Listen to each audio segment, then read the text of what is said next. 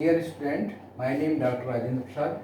आज हम BSc part second जो बॉटनी फर्स्ट पेपर है जिसके अंदर हमने प्लांट एनाटॉमी हम पढ़ रहे थे, उसके अंदर आज का जो हमारा टॉपिक है वो है कोलन कायमा। कोलन कायमा को हिंदी में कहा जाता है स्थूल कोण उत्तक। यह एक प्रकार का पादप उत्तक है और इस पादप उत्तक को पढ़ने से पहले वाली जो प्रीवियस कक्षा थी उसके अंदर हमने अध्ययन किया था वो था पैरेन्काइमा यानी मृदु उत्तक। तो उसी के कंटिन्यू में आज हमारा टॉपिक रहेगा वो है कोलन कायमा, जिसको हिंदी में कहा जाता है स्थूल कोण उत्तक। इस स्थूल कोण उत्तक या कोलन कायमा जो टर्म है ये सबसे पहले एक वैज्ञानिक हुए हैं जिनका नाम है स्लाइडन नाम के वैज्ञानिक ने ही सबसे पहले कोलन कायमा शब्द का उपयोग किया था। आइए देखते हैं कि कोलन कायमा की कोशिकाओं के अंदर क्या क्या विशेषता होती है या इस टिश्यू की क्या क्या विशेषताएं होती हैं। तो कैरेक्टरिस्टिक फीचर्स ऑफ कोलन कायमा। कैरेक्टरिस्टिक्स ऑफ कोलन कायमा। कोलन कायमा के क्या लक्षण होते हैं तो वन बाय वन लेते हैं। पहला जो इसका लक्षण है ये एक तरह का मैकेनिकल टिश्यू है। मैकेनिकल का मतलब है ये यांत्रिक टिश्यू है, हिंदी में इसको बोलेंगे यांत्रिक टिश्यू, जो कि पादप को सपोर्ट प्रदान करता है। दूसरा ये है ये लिविंग टिश्यू है, यानी इस उत्तक की कोशिकाएं होती हैं वो जीवित होती हैं। यह एक प्रकार का लिविंग टिश्यू है, इसलिए इसको कहा जाता है mechanical living tissue of plants. इस उत्तक की कोशिकाएं हैं वो अगर आप शेप की बात करें यानी आकृति की बात करें तो इस उत्तक की कोशिकाएं इलोंगेटेड यानी लंबी इलोंगेटेड होती हैं, जिनको जब हम ट्रांसफर सेक्शन काटते हैं, जब उनका अनुप्रस्थ काटेंगे तो ये कोशिकाएं हमें ओवल शेप की दिखाई देंगी, ये कोशिकाएं हमें राउंड शेप की दिखाई देंगी, या कभी कभी ये कोशिकाएं हमें पॉलीगोनल शेप की दिखाई देती हैं।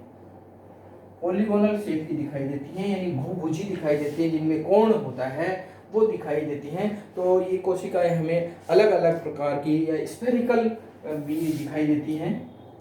जब हम अनुप्रस्थ काटते हैं तो अलग अलग शेप के अंदर ये कोशिकाएं दिखाई देती हैं। तो इन कोशिकाओं के अंदर क्या विशेषता होती है? इन कोशिकाओं की जो कोशिका भित्ति हुई है वो सेलुलोज, हेमीसेलुलोज, और तीसरा जो प्रमुख रासायनिक पदार्थ है वो है पैक्टीन। पैक्टीन की बनी हुई होती है, यानी इस उत्तक की जो सेल्स है उनकी कोशिका भित्ति है वो सेलुलोज, हेमीसेलुलोज और पैक्टीन की बनी हुई थी। पैक्टीन का इस पादप के अंदर, इस उत्तक के अंदर जो पैक्टीन होता है वो अधिक मात्रा में डिपोजिट होता है, और इस पैक्टीन के डिपोजिशन के कारण इस उत्तक की जो कोशिका भित्ति है वो अन्य जो टिश्यू है यानी मृदु उत्तक की तुलना है उनमें मोटी होती है। नेक्स्ट जो कैरेक्टर है, ये जो पैक्टीन का जो हम डिपोजिशन की बात कर रहे हैं, यह पैक्टीन की जो डिपोजिशन होती है ये सामान्य रूप से कोशिकाओं के अंदर एंगुलर होती है, यानी जो कोण होता है या कोशिकाएं एक दूसरे के पास आकर जिस जगह पर मिलती हैं उस स्थान पर पैक्टीन का डिपोजिशन अधिक मात्रा में होता है। परंतु 100% ये भी नहीं है कि हमेशा केवल एंगुलर या ये कोणों पर ही डिपोजिशन होता है। कभी कभी इस पैक्टीन का जो डिपोजिशन होता है वो टेंजेंशियल वाल पर हो सकता है या इंटरकोशिकीय अवकाश की भित्ति है उसके ऊपर भी पैक्टीन का डिपोजिशन होता है। पर इस पैक्टीन के डिपोजिशन के कारण ही ये जो टिश्यू है वो मैकेनिकल कार्य करता है, यानी पादप को दृढ़ता प्रदान करता है। थोड़ा इसके बाद जो पादप के अंदर न्यूक्लियस होता है, क्योंकि जीवित उत्तक है तो न्यूक्लियस होता है। इसके अंदर दूसरी जो इंपॉर्टेंट चीजें होती हैं वो है क्लोरोप्लास्ट। इस टिश्यू के अंदर क्लोरोप्लास्ट भी होता है और आवश्यकता होने पर ये टिश्यू प्रकाश संश्लेषण की क्रिया करता है। इसके अलावा जो इम्पोर्टेंट चीज है वो है कि इस टिश्यू की जो कोशिकाएं होती हैं उन कोशिकाओं के अंदर वैक्यूल्स भी पाए जाते हैं, और जो टिश्यू है, टिश्यू की कोशिकाओं के बीच में जो अंतर कोशिकीय अवकाश होते हैं वो साधारणतया एब्सेंट होते हैं, यानी अधिकांश केसेज में कोलनकाइमा के अंदर इंटरसेलुलर स्पेस, जिनको आप हिंदी में कहेंगे अंतर कोशिकीय अवकाश, वो अनुपस्थित होते हैं। लेकिन कुछ टाइप के कोलनकाइमा होते हैं जिनमें इंटरसेलुलर स्पेस भी पाए जाते हैं। इसके अंदर जो क्लोरोप्लास्ट होता है, क्लोरोप्लास्ट के कारण ये जो टिश्यू है वो प्रकाश संश्लेषण की क्रिया भी करता है, इसलिए यह टिश्यू मैकेनिकल के साथ साथ एसिमिलेशन का कार्य करता है, अर्थात ये भोजन बनाने का कार्य भी ये टिश्यू करता है। ओरिजिन, इस टिश्यू की उत्पत्ति कैसे हुई है? पादपों के अंदर हम ये जानते हैं कि समस्त टिश्यू मेरिस्टेमेटिक टिश्यू की कोशिकाओं के डिफरेंशिएशन से ही बनते हैं, इसलिए ये टिश्यू भी ओरिजिन ऑफ कोलनकाइमा। कोलनकाइमा की जो उत्पत्ति है वो कैसे होती है? तो ये कोलनकाइमा है, ये भी मेरिस्टेम से बना हुआ है, और मेरिस्टेम के अंदर जो टाइप होती है उसका नाम है ग्राउंड मेरिस्टेम। ग्राउंड मेरिस्टेम की कोशिकाओं के अंदर जब विभाजन बंद हो जाता है और उस विभाजन बंद होने के बाद जब उनमें पैक्टिन डिपॉजिट हो जाता है तो यही कोशिका किसमें बदल जाती हैं? कोलनकाइमा। तो शॉर्ट में जब कभी आता है कि कोलनकाइमा की उत्पत्ति कैसे होती है तो उत्तर आएगा ग्राउंड मेरिस्टेम। अब पादपों के अंदर ये जो कोलनकाइमा टिश्यू है ये कहाँ कहाँ पर पाया जाता है, वो कौन कौन से भाग हैं या वो कौन कौन से पादप हैं प्रमुख रूप से जहाँ पर ये कोलनकाइमा पाया जाता है? तो डिस्ट्रीब्यूशन कह दीजिए या अक्रेंस, डिस्ट्रीब्यूशन ऑफ कोलनकाइमा या अक्रेंस ऑफ कोलनकाइमा। इन पादपों के अंदर कहाँ कहाँ पर ये टिश्यू होता है? तो पादपों के अंदर जो डाइकोट प्लांट है, डाइकोटिलीडन्स हैं, उन डाइकोटिलीडन्स के यंग और हर्बेशियस, यानी ऐसे डाइकोट्स हैं जो यंग हैं, जिनका तना यंग है और हर्बेशियस है, उन पादपों के अंदर या उन डाइकोट्स के हरे और हर्बेशियस तने यानी शाखी तनों के अंदर यह कोलनकाइमा टिश्यू साधारण रूप से या सामान्य रूप से पाया जाता है।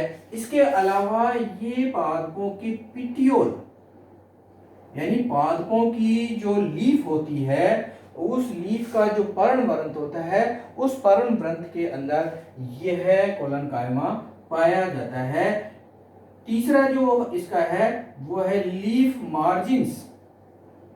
तीसरा जो है इसकी उपस्थिति होती है वो पत्ती की जो मार्जिन्स है, किनारे हैं, उनके अंदर यह पाया जाता है। और पिटियोल और लीफ मार्जिन और हर्बेशियस तनों के अंदर ये प्रमुख रूप से होता है। इस कारण से जो हरे और यंग तने हैं वो तेज हवा से, या पिटियोल है वो हवा के थपेड़ों से, या लीफ मार्जिन है वो हवा के द्वारा टूट नहीं जाए, इसको बचाने के कारण ये यांत्रिक दृढ़ता, ये शक्ति प्रदान करता है पादप को कोलनकाइमा।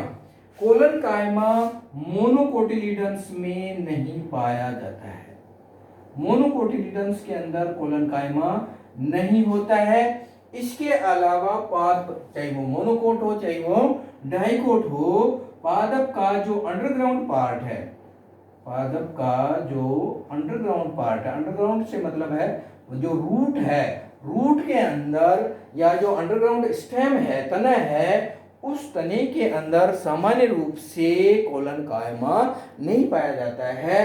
कोलनकाइमा जो उपस्थिति है पादप के तने के अंदर या पिटियोल के अंदर हम बात करें तो कोलनकाइमा, अगर हम तने का अनुप्रस्थ काट काटेंगे तो एपिडर्मिस के ठीक नीचे कोलनकाइमा टिश्यू की कोशिकाएं पाई जाती हैं, जो हाइपोडर्मिस के रूप में होती हैं, कभी कभी ये कोर्टेक्स के रूप में भी होती हैं, लेकिन वो कोलनकाइमा की बनी हुई होती हैं। तो कोलनकाइमा तने के अंदर हाइपोडर्मिस के रूप में पाया जाता है। तो ये डिस्ट्रीब्यूशन हो गया कोलनकाइमा की पादप के वो कौन कौन से भाग हैं जहां पर कोलनकाइमा पाया जाता है।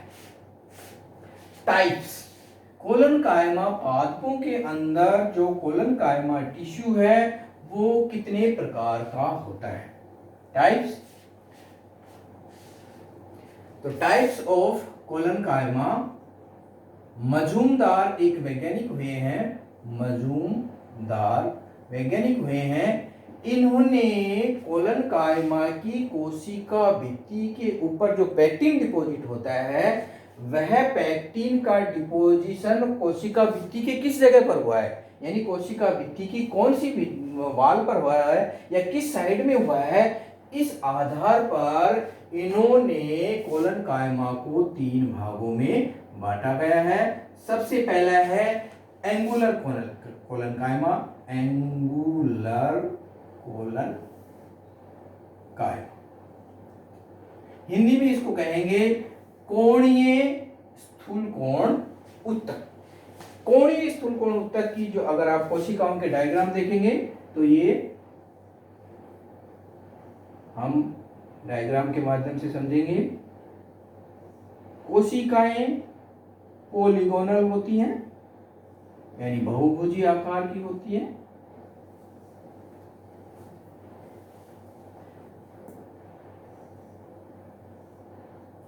ये हमने कुछ कोशिकाएं बनाई कोलनकाइमा की।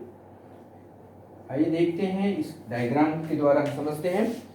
इस कोलनकाइमा के अंदर यहां पर ये पादप का कोशिका का क्या है, जीवित साइटोप्लाज्म है, और इसके बाहर जो ये भित्ति है, कोशिका भित्ति है, ये हमने मल्टी कलर से बनाया। इसके अंदर ये न्यूक्लियस होगा, ये न्यूक्लियस दिखा दिया। इसके अंदर रिक्तिका हो सकती है, ये रिक्तिका होगी, यानी वैक्यूल्स होंगे। इसके अलावा इसके अंदर क्लोरोप्लास्ट और अन्य चीजें होंगी। तो ये जीवित कोशिका है। अब हम बात करेंगे कि ये जो सामान्य टिश्यू है ये कोलनकाइमा कब लेगा। तो ये कोशिका भित्ति है और इस कोशिका भित्ति के जो कॉर्नर हैं उन कॉर्नर के ऊपर पैक्टिन का डिपोजिशन होता है। तो जो डिपोजिशन है वो इस तरह का होगा। ये जो जहां जहां कोशिकाओं के कॉर्नर मिलेंगे, एक से अधिक कोशिकाओं के, वहां वहां पैक्टिन का डिपोजिशन होता है। इसलिए इस टिश्यू को कहा जाता है एंगुलर, और हिंदी में कहा जाता है इसको कोणीय स्थूलकोण उत्तक। जहां जहां कॉर्नर आएंगे वहां वहां पर आप मोटी भित्ति बनाइए। पूरी की पूरी, यहां ध्यान रखने की बात है कि कोशिका की पूरी वाल पर पैक्टिन का निक्षेपण नहीं होता है, डिपोजिशन नहीं होता है। केवल जो पैक्टिन डिपॉजिट होता है वो कोणीय स्थानों पर होता है। बाकी जगह पर जो कोशिका भित्ति होती है वो नॉर्मल होती है, सामान्य रूप से होती है, मृदु की जैसी होती है, उसमें कोई अंतर नहीं होता है। लेकिन जो कोण वाली जगह है उस कोण वाली जगह पर हमें मोटी भित्ति बनानी होगी, और ये हो गया आपका कोलन। तो इसको हम लिखेंगे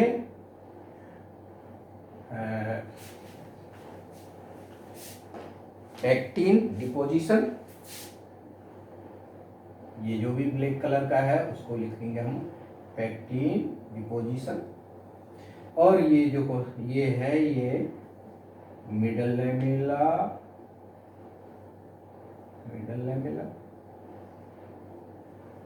और ये जो कोशिका भित्ति सेल वॉल है, ठीक है, और ये है साइटोप्लाज्म। तो इस तरह से पादप के अंदर कोलन कायमा पाया जाता है। उसके अंदर जो पहली टाइप है वह एंगुलर है, और एंगुलर के अंदर हम देख रहे हैं कि जो कोशिकाएं हैं वो पॉलीगोनल शेप की होती हैं, यानी बहुभुजी होती हैं, और बहुभुजी होने के कारण एक स्थान पर एक से अधिक कोशिकाएं आकर मिलती हैं, कोणों पर आकर मिलती हैं, और उस कोण वाली जगह पर पैक्टिन का डिपोजिशन होता है। इसलिए इस तरह के स्थूल कोण ऊतक को कहा जाता है एंगुलर कोलन कायमा। और यह जो टिश्यू है वो सामान्य रूप से सालोनेसी फैमिली है, उसके अंदर जैसे धतूरा के अंदर धतूरे का तना है उसके अंदर मिलता है, या टमाटर का जो तना है, उन एक दो एग्जाम्पल आप याद रखिए। टमाटो के अंदर और धतूरा के जो तने हैं या सोलेनम की जो बहुत सारी स्पीसीज हैं उनके अंदर जो तना है उस तने की हाइपोडर्मिस है वो एंगुलर टाइप की कोलन कायमा की बनी हुई होती है। नेक्स्ट है वो है लेकुनर या ट्यूबुलर टाइप का कोलन कायमा। नेक्स्ट जो हम बात करेंगे वो है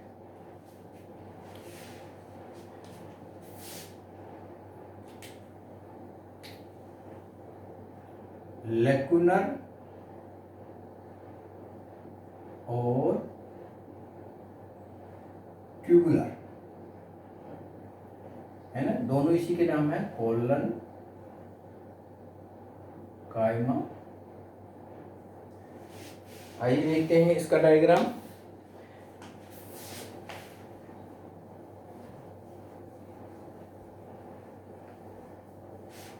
इसकी कोशिकाएं किस तरह की होंगी? इसकी कोशिकाएं होंगी वो राउंड शेप की,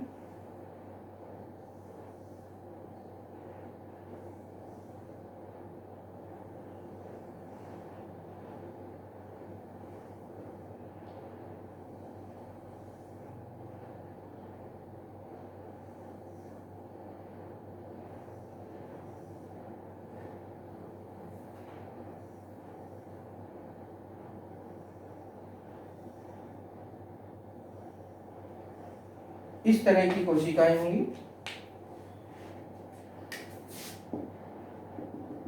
ये कोशिकाएं जीवित कोशिकाएं हैं, ये सभी की सभी क्या है, जीवित कोशिकाएं हैं। पतली, अभी तक ये पतली भित्ति वाली है, लेकिन यह ऊतक कब कोलन कायमा बनेगा? जब इसकी कोशिका भित्तियों के ऊपर पैक्टिन का निक्षेपण अधिक मात्रा में हो जाएगा, तब यही टिश्यू किसमें बदल जाएगा? कोलन कायमा में बदल जाएगा। लेकिन यहाँ पर हम पढ़ रहे हैं लेकुनर या ट्यूबुलर टाइप का कोलन कायमा।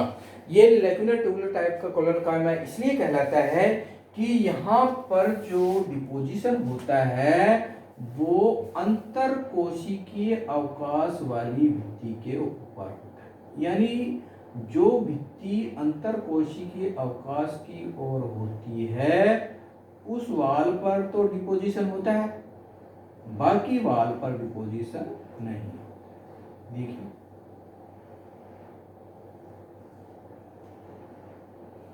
इसी तरह से इसके अंदर हम बनाएंगे।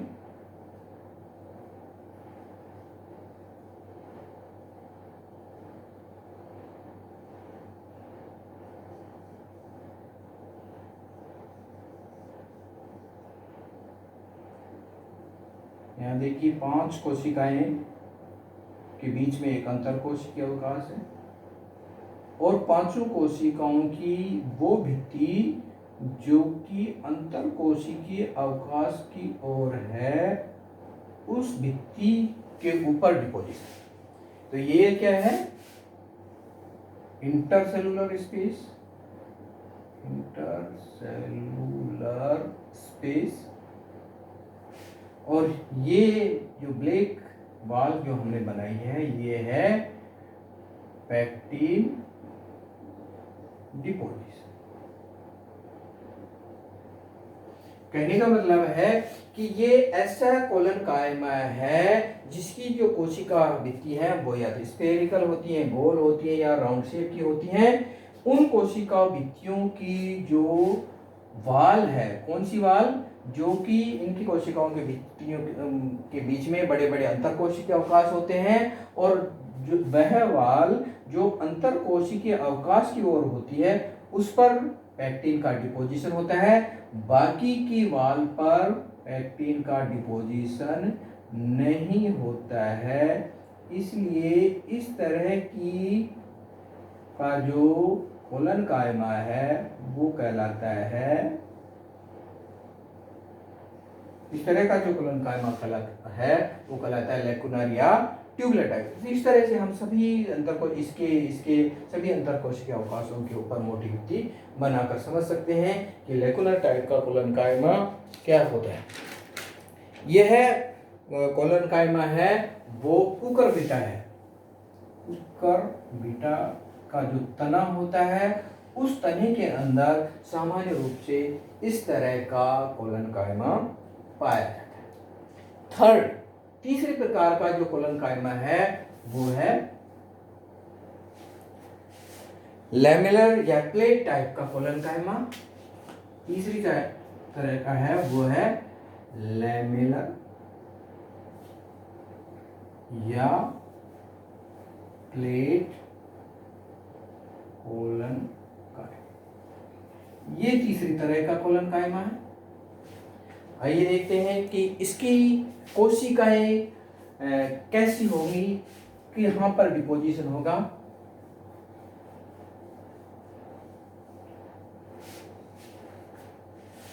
लैमेलर टाइप का जो कोलन कायमा है वो सामान्य रूप से पादप की अधिचर्म यानी एपिडर्मिस के नीचे पाए जाने वाली हाइपोडर्मिस कोशिकाओं के अंदर इस तरह का कोलन कायमा पाया जाता है। ये हो गई पादप की एपिडर्मिस, ये एपिडर्मिस हो गई।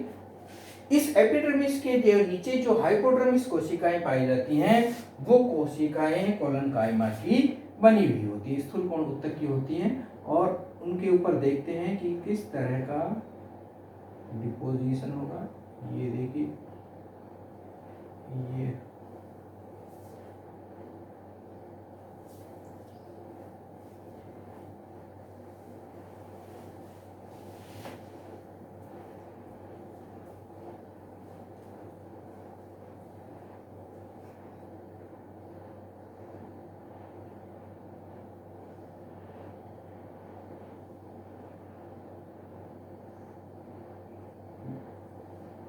ये दो लेयर बनाई हमने कोलन कायमा की।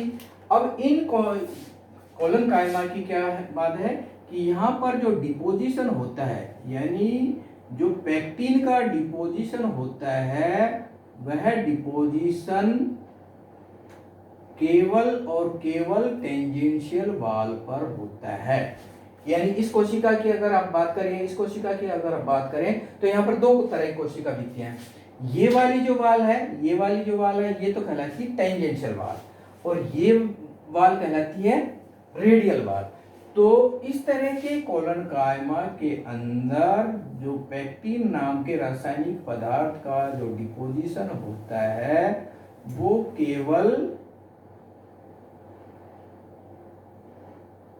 केवल टेंजेंशियल वाल पर होता है। केवल कहाँ होता है? टेंजेंशियल वाल। तो ये दोनों की एक ये लेयर है, दूसरी लेयर ये है। दोनों की जो टेंजेंशियल वाल है उसके ऊपर पैक्टिन नाम का रासायनिक पदार्थ मोटी भित्ति बना लेता है, और इससे पादप के जो ये हाइपोडर्मिस है वो प्लेट जैसी दिखाई देती है, लेमिलर जैसी दिखाई देती है। इसलिए इस तरह के जो कोलन कायमा है उसको कहा जाता है लेमिलर या प्लेट एपिडर्मिस है। ये क्यूटिकल है इस पादप के तने की क्यूटिकल, और ये जो दोनों है वो है कोलन कायमा है ये।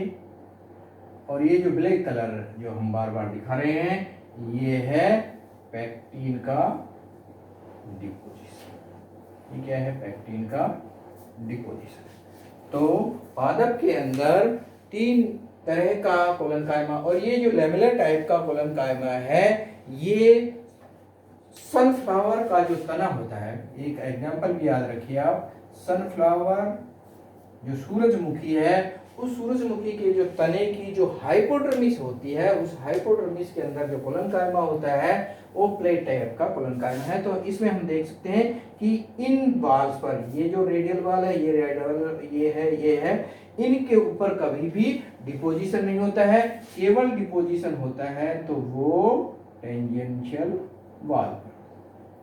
आप इसको 2 या 2 से अधिक लेयर की बना सकते हैं, तो मैंने यहाँ पर आप 2 लेयर बनाई हैं, यानी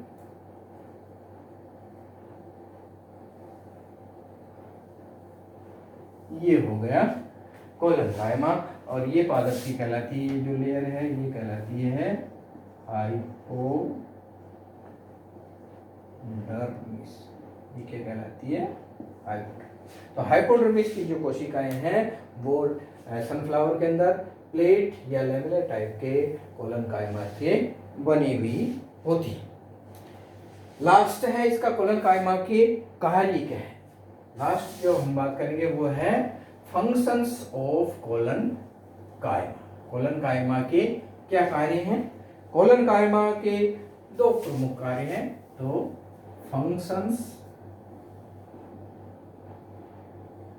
ऑफ कोलनकायमा, कोलनकायमा के क्या कार्य हैं?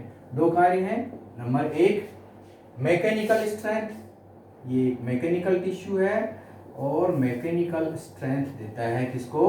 पादप के तने को, पादप की लीफ को, पादप के लीफ की पिटियोल को, पादप के लीफ के जो लीफलेट है उसके मार्जिन्स को ये यांत्रिक दृढ़ता प्रदान करता है, वहाँ पर ये उपस्थित होता है, जिससे जो हवा के जो तेज हवा चलती है उस हवा के अंदर पादप का तना टूट नहीं जाए, पादप का पिटियोल टूट के गिर नहीं जाए, पादप की जो लीफ की मार्जिन है वो छिन्न भिन्न नहीं हो जाए, उसको यांत्रिक दृढ़ता प्रदान करता है कोलनकायमा। इसके अलावा दूसरा जो इसका कार्य है वो है फोटोसिंथेसिस, एसिमिलेशन। अभी हमने बताया है कि इस ऊतक की जो कोशिकाएं हैं, यह ऊतक यंग टिश्यूज में, यंग तने के अंदर होता है और कोशिकाओं के अंदर क्लोरोफिल होता है। क्लोरोफिल होने के कारण इस ऊतक की कोशिकाएं भी पादप के अंदर प्रकाश संश्लेषण की क्रिया करती हैं। कोलनकायमा के अंदर याद रखिए कि जब पादप डायकोट तने के अंदर जब सेकेंडरी ग्रोथ हो जाती है, क्या हो जाता है? सेकेंडरी ग्रोथ हो जाती है। तो सेकेंडरी ग्रोथ के बाद में कोलनकायमा खत्म हो जाता है। तो हमेशा याद रखिए कि सेकेंडरी टिश्यूज के अंदर या आफ्टर सेकेंडरी ग्रोथ या वुडी पादपों के अंदर कोलनकायमा नहीं पाया जाता है। इसलिए मैंने सबसे पहले ही बता दिया था कि डाइकोट जो तना है उस तने का जो हर्बेशियस वाली जो स्टेज है, यानी जो यंग होता है उस स्टेज के अंदर हो जाता है। जब उसके अंदर सेकेंडरी ग्रोथ हो जाती है तो आफ्टर सेकेंडरी ग्रोथ जब वुड बन जाती है तो वुड बनने के बाद में कोलनकायमा नहीं होता है या कोलनकायमा गायब हो जाता है, खत्म हो जाता है। और पादप को जो दृढ़ता प्रदान करता है वो पादप के जो अन्य टिश्यू हैं, स्क्लेरोकायमा है या अन्य जो जाइलरी टिश्यू हैं, वो पादप को दृढ़ता प्रदान करते हैं। इस कोलनकायमा के जो PDF नोट्स हैं वो हम आपके जो व्हाट्सएप ग्रुप बना रखा है उस व्हाट्सएप ग्रुप के अंदर PDF फॉर्म के अंदर सेंड कर देंगे, डाल देंगे। Thank you.